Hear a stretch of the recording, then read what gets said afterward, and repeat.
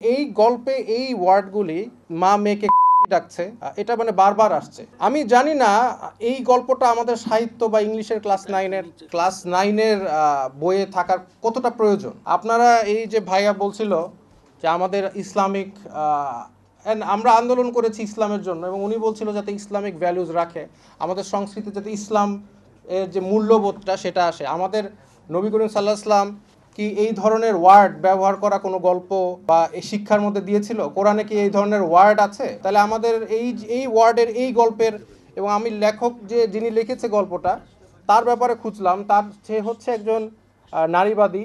যার কারণে আরেক জায়গায় মা তার মেয়েকে বলছেন এই একই গল্পে যে এই ওষুধটা এভাবে বানাতে হবে যেখানে তোমার বাচ্চা সৃষ্টি হওয়ার আগে বাচ্চাকে তোমরা ফেলে দিতে পারো। এই গল্প তারা হচ্ছে 2025-এ এসেছে। এই জন্য আবু সাইদ শহীদ হয়েছিল নাকি? এই জন্য তাহলে ইন দ্যাট কেস আমাদের তো আমরা কি চেষ্টা করেছি প্রত্যেকটা কমিটির মধ্যে একজন আলেম রাখার জন্য? না, দাবি তুললে তো হবে না, আন্দোলন তো আমরাও করেছি, আমাদের এখানে স্টেক আছে না, শুধু দাবি তুললে হবে? তো যার কারণে এটা তো আপনারা দেখবেনই। এবং এখনও এটা যেহেতু বই পাবলিশ হয় নাই, এখনও পরিবর্তন করার সময় আছে। আমি চাই যে আপনারা একটু চিন্তা করেন যে আমাদের সংস্কৃতির সাথে এই ধরনের গল্প যায় কি না।